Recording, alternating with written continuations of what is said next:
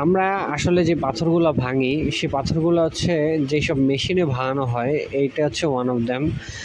এই মেশিনের দুই পাশে দুইটা হেভি ওয়েটেড হুইল লাগানো আছে, যেটা ড্রাইভ করা হয় হচ্ছে একটা ইলেকট্রিক্যাল মোটর দিয়ে, যেটা খুবই পাওয়ারফুল।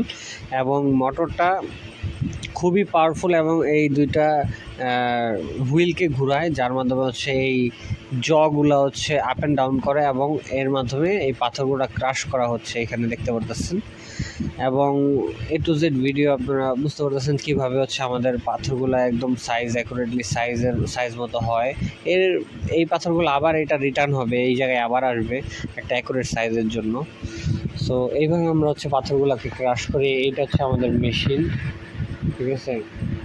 এবং এইটা হচ্ছে যে বেল্টের সাথে বেল্ট ড্রাফট হুইলগুলা, এগুলো খুবই ওয়েট এবং এজন্য এইগুলা অনেক শক্তি পায়, যাতে হচ্ছে পাথর বড় বড় যে কোনো সাইজের বোল্ডার এটার মধ্যে হচ্ছে চলে যাবে। 20 ইঞ্চি 25 ইঞ্চি সাইজের যে কোনো বোল্ডার চলে যাবে। ধন্যবাদ। আসসালামু আলাইকুম সবাইকে।